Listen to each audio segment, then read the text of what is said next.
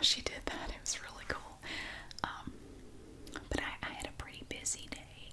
It was good, but okay. Mother's Day.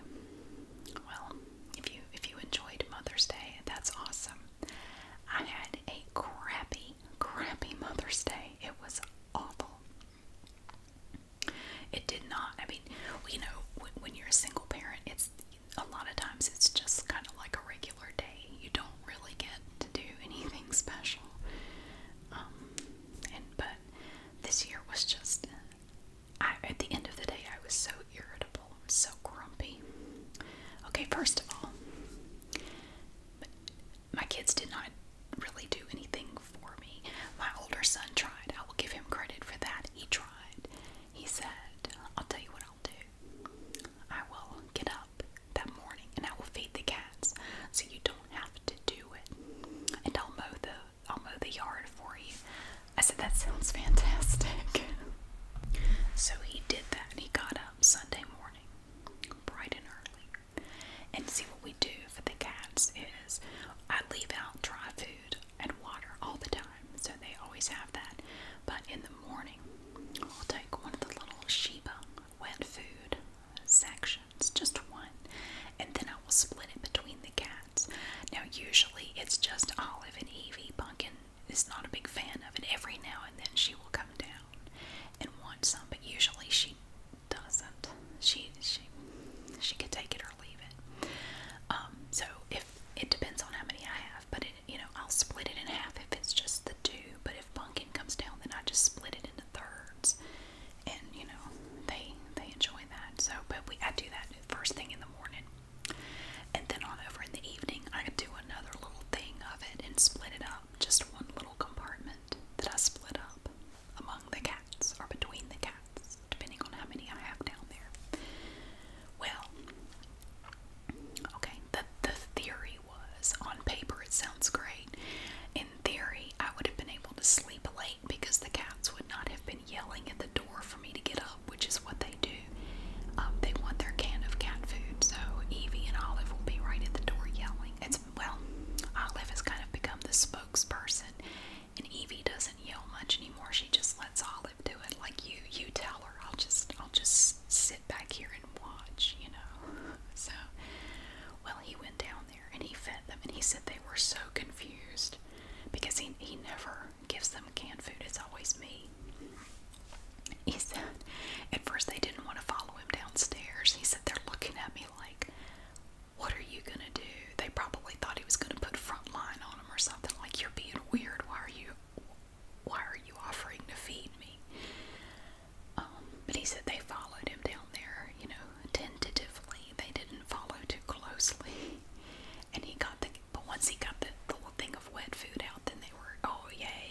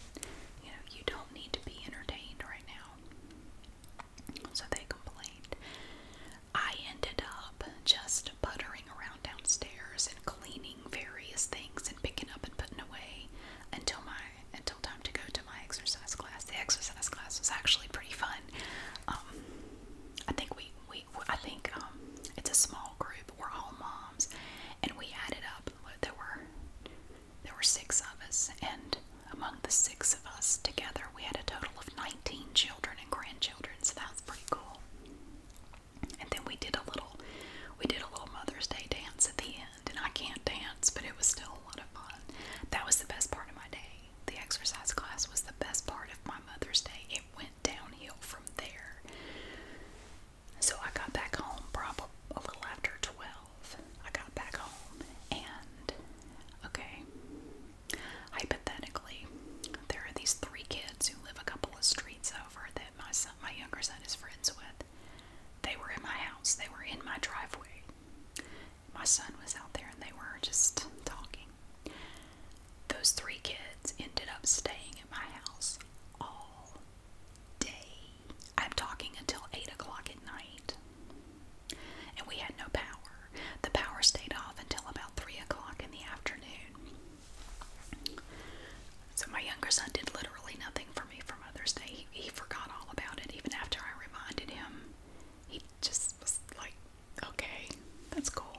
I had kids running in and out of my house all day, running in and out, coming in to get something to drink, something to eat, getting a snack. I think they made lunch in there. I don't know. These kids were at my house from noon until about, I'd say close to 8:30 Sunday night. They didn't leave. I kept asking them, well, you know, it's Mother's Day. Doesn't your mom, don't you want to go see your mom? They're like, nah, we're good. So for Mother's Day, I got a power failure and 3 extra kids. And at the end of the day, all of my snacks were gone. I had bought a case of water bottles. They were all gone. All of my water bottles were consumed. All the snacks were gone. The cabinets were almost bare. It was like a swarm of locusts had come through my house, and there were just things everywhere. The downstairs part of the house was an absolute disaster. Oh, and then it rained on over in the evening. So my son was not able to mow. So because up until about 6 o'clock, I'm holding on to the hope. I kept thinking, okay, this day is a disaster, but at least I'll get the yard mowed and I won't have to do it. That at least I have that thing, you know, to hold on to. The rest of this day has been a bust.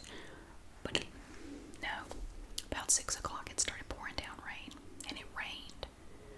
And so once it started raining, all 3 of the neighborhood kids came in. My son came back in. And so they were running around yelling, and then they had a movie playing, but no one was watching it. They were running up and down the stairs, going to his room, dragging toys down, just making a loud ruckus. Nobody came looking for these kids. Like, nobody. Probably what happened was, my guess, and I don't know, theoretically, maybe the mom, like, just went somewhere for the day and just left these 3 boys with dad, and dad was just like, just go play, just get out, go play, leave me alone. Nobody came looking for these kids. They were just I was in charge of these children all day long, Mother's Day.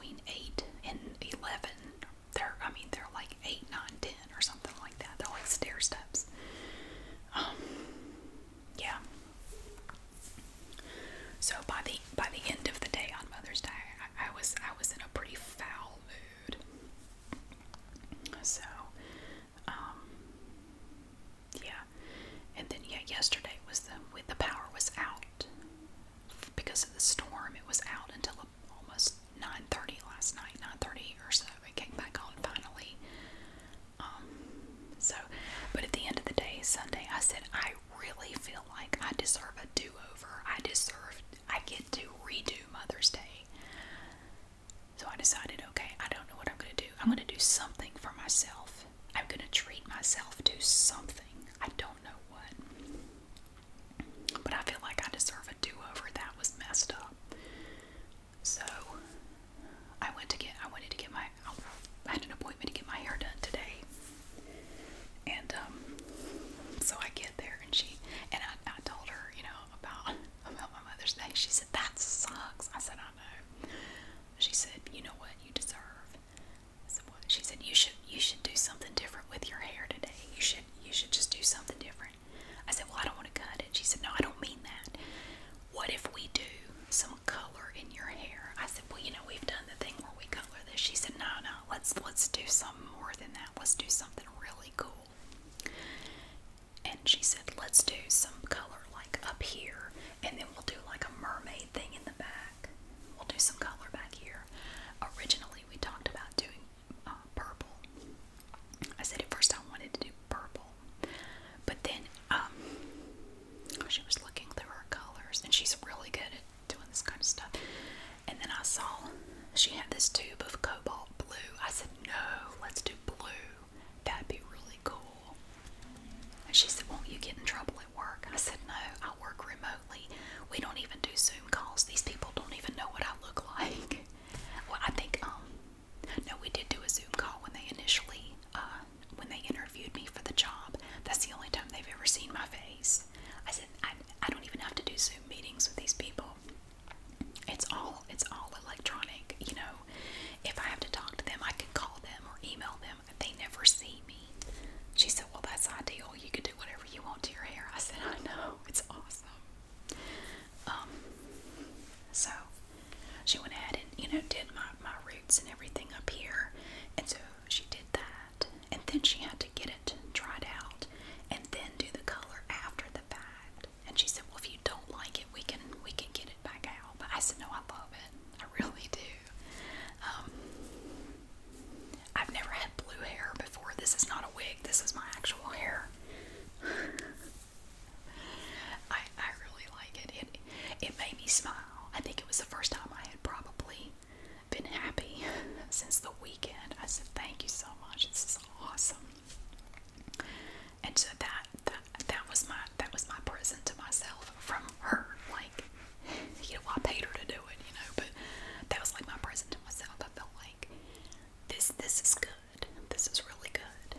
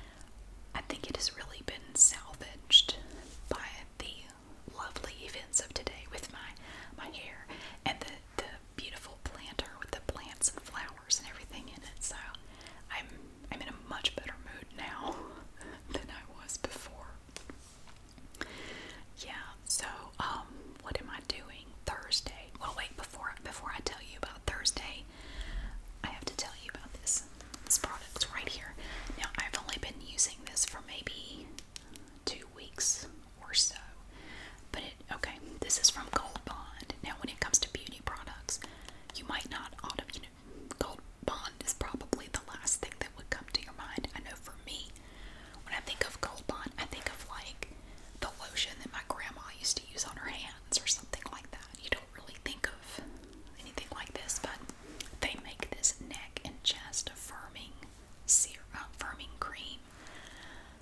This stuff is amazing. Oh my god, it said 97% had firmer skin at 2 weeks. I've been using it about 2 weeks, and you may not look at my neck a lot, but as you get older, men and women, the skin on your neck can get loose and crepey, and it just, it starts to look saggy, and it's kind of inevitable. But since I've started using this, I can definitely tell it feels softer and smoother. Now, it's not going to look like it did when I was 18, obviously, but I'm pushing 50, so I think it's pretty great. And it's not expensive at all, I tell you. And I've been using it for 2 weeks, and there's plenty left, like from here down. You don't really have to use a lot. Now, I apply it twice a day, in the morning and in the evening, and it's just a cream. It's not, I don't think it's scented, it's not greasy, it just feels like lotion, like a hand lotion. And you just, massage it to your neck. It's inexpensive, especially compared to some neck creams are super expensive. I've tried, I'd say probably 5 or 6 different brands of neck cream. None of them compare to this. I'm talking like, a little tube of neck cream that's like this big and it's $60, None of them are as good as this stuff. This is the best neck cream I have ever used in my life. I had to tell you about it because, well, even if you're young, I'll tell you now, go ahead and start taking care of your skin now. I don't care if you're only 20 years old. I wish I had used a moisturizer, and don't forget your neck. I never put anything on my neck when I was younger, but then one day you look in the mirror and you go, oh god, what happened to my neck? And it will just look like a wrinkled up garbage bag. Don't wait until you get to that point. This stuff from Gold Bond it's awesome. I mean, even if you don't use this, even if you just use whatever moisturizer you put on your face, just put something on it. This stuff is great. This is a 2-ounce tube. I could be wrong, but I think it was $6 or $7. It's very cheap compared to most, creams that are dedicated to the neck, and that you can also put it on your chest as well. So you can actually use it for both. But it's I'm sorry, this stuff, I cannot say enough good things about it. I was skeptical, but I thought, I'll give it a shot. It is fantastic. Oh my word. So it's cheap and it's great. So if you're looking for a neck cream, this is the best one I've ever used. And they did not pay me to say that. I bought this and like it. And I try to share things with y'all that I like. And I'm not gonna lie to you, I'll give you my honest opinion. If I try something and I don't like it, I'll tell you I don't like it. Or if I kind of like it, I'll tell you I kind of like it, and I will explain why I said that. Okay, Thursday. I'm hoping I will be able to do this Thursday. It really depends on my workload at work for my day job. It's kind of feast or famine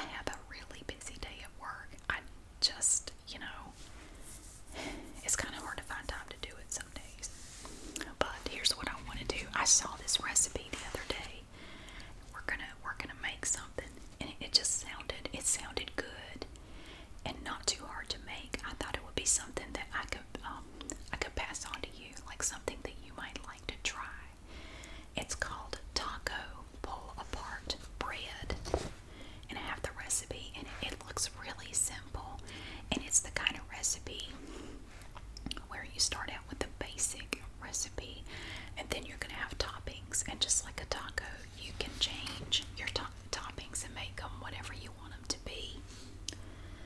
Now here's the challenge that I've had with this, because I've already started most of the ingredients. I already have, thank goodness. But I'm looking through it whenever I want to do a cooking video. I have to go through the ingredients to figure out what I need to go get in the store. The problem I'm having though is you need a large loaf of uncut sourdough bread. The train is excited about the bread. You need a big loaf of sourdough bread that is not cut. At first I thought that wasn't going to be a problem. I thought they have sourdough bread at Aldi, and I go to Aldi like every 5 minutes. I can just go get a loaf. Well, the problem is, I was in there today looking at it. It's already sliced all the way through, and you need a loaf that is not sliced. Because in the recipe, you're going to be cutting it like in a tic-tac-toe pattern, but not all the way through. You don't want to cut it all the way down. So you need a loaf that has not been cut so you can do that. Well, I thought, shoot, we don't have a lot of bread bakeries around here. Well, there used to be a really good one downtown, but they closed. They are no longer there, because I thought I would go with them, but they're not there anymore. So, I checked with Panera, and they're not doing sourdough bread at this point. I have no idea why, but they can't do it for me. So tomorrow, if I get a chance, I'm just gonna make the rounds. I'm gonna try Publix. We do have a Publix here. I thought maybe they have something. I might start there. If they don't, then I might have to try maybe Harris Teeter. I might have to go to the hoity-toity stores like Whole Foods or Whole Paycheck, be a better name for it, or Fresh Market. I have a feeling if I can't find it anywhere else, I think I could probably find it at either Whole Foods or Fresh Market. I really think I may have to pay $12 for it, but I can get a loaf of uncut sourdough bread.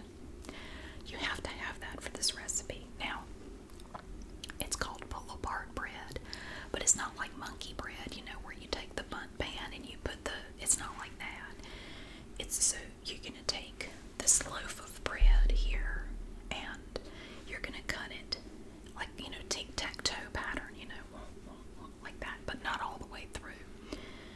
Okay, so you cut it. Okay, first you cut the bread diagonally into 1-inch strips, making sure to not cut through the bottom. And then you cut it again in the opposite direction, making 1-inch by 1-inch squares. But you don't cut all the way through. And then in the crevices in the bread, you add diced onion and jalapenos. And then you're going to melt some butter and add taco seasoning to the melted butter, and then mix it well. And then pour that butter and taco seasoning mixture into the crevices. And then you take a half a cup of Colby Jack cheese shredded and a half a cup of mozzarella cheese shredded. Mix it together and stuff it down into the crevices of the bread. Let's see. And then you cover it with foil. You take some aluminum foil and you cover the whole thing. And then you bake it for 10 minutes at 350 degrees Fahrenheit. And then you take the aluminum foil off the bread. And then you're going to bake it for another 15 to 20 minutes, or until the cheese is bubbly and the bread is golden brown. I think it is going to smell really good. So you do that. And then you top it with sour cream, pico de gallo, avocado, cilantro, and queso fresco, or your favorite taco toppings. So you can really put whatever you want to just over the top of the bread. And it says if you like a dipping sauce, try cilantro, lime, ranch, or salsa. So, I mean, it sounds like a pretty easy thing to do, but at the same time, it sounds really good. I've never had anything like this, so I thought this would be interesting to try out.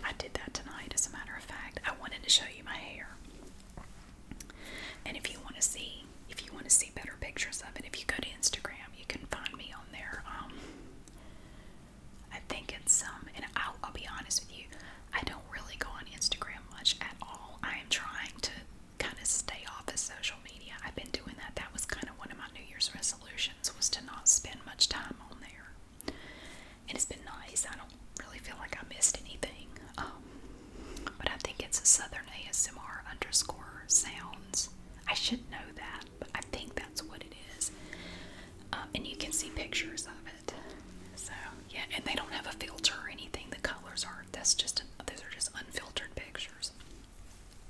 Okay, so my other project that I'm working on right now, this is Olive's fault. I'm gonna blame her.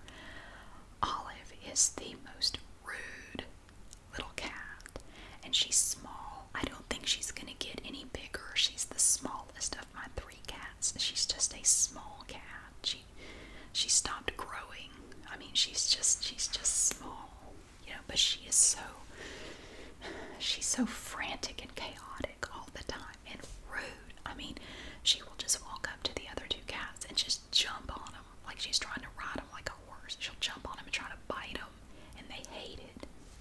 Well, anyway, Olive discovered, I wouldn't believe it if I hadn't seen it myself, she discovered there's a little cat tower downstairs in the living room, and it has different levels, you know, and little scratching posts, and you know, they're how they are. She discovered that she could go to the top of that cat tower, and it's not super tall, it's maybe 4.5 feet tall, it's not really big. She could go to the top of that thing, and then jump off the top, kind of around the corner, and get up on the bookshelf. And then there's a space between the bookshelf and the wall like this. She gets around, puts her foot on the side of the bookshelf, and shimmies up to get on top of the bookshelf.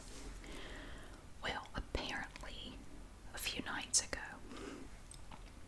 I was up here and I heard a loud crash downstairs. Went down there. When apparently what happened was when she went to jump off the cat tower, she kicked it and it just kind of went, whoa, and it just fell over. And the top layer broke off, and the part that attaches to the rest of it just shattered. I can't reattach it. Well, it was kind of it was starting to get a little rickety. It was a cat tower I found at Goodwill for like $10 a couple of years ago.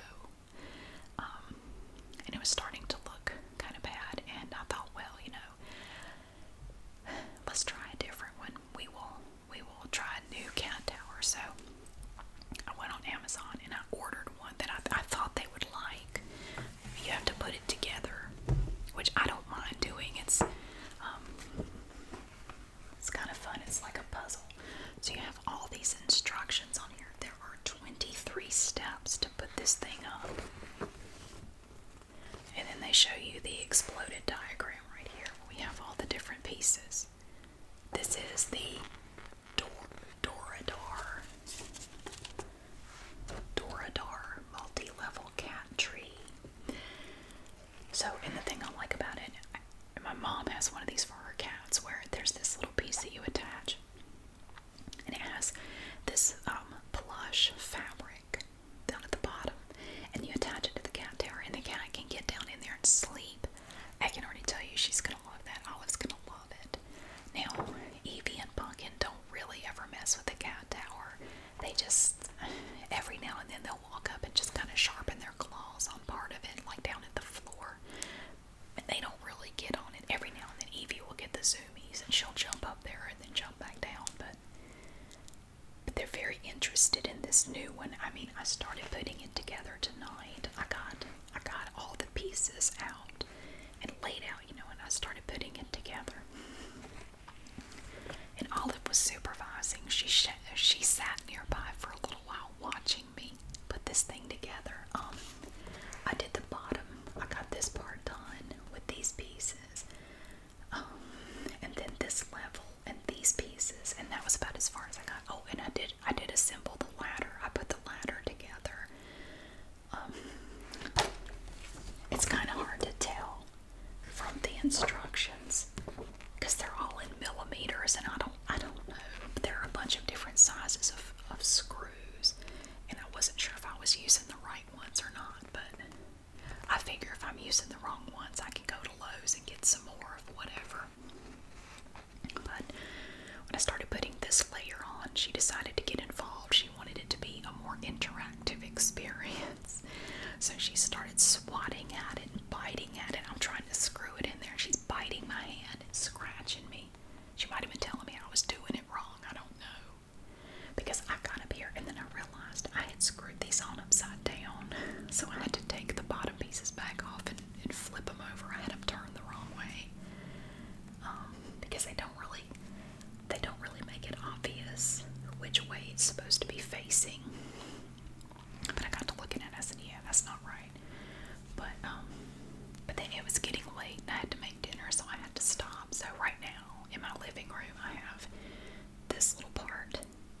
this is done. I got the ladder done and all this. I haven't gotten to all this yet, but maybe if I have time tomorrow, I can finish it up. But they're very interested. All three cats at one point or another came down there to sniff all the pieces and look at them and look at me like, what are you doing? And they whenever I'm doing anything weird like that, they have to get involved. They have to come see what it's about. They're very curious. But I think it's going to be fun. I haven't put together a cat tree in ages. I guess my mom's was the last one I put together, and that was quite a while ago. Yeah, and the one I have right now was already put together when I bought it, so I didn't have to put that one together. The one I have now is not as complicated. This one's more complicated. Yeah, so that's what I'm working on. I'm kind of looking forward to finishing it.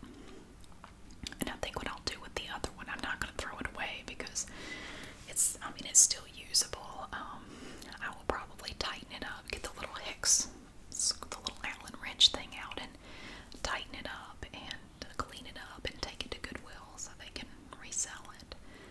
That's where it came from, so it's going back there.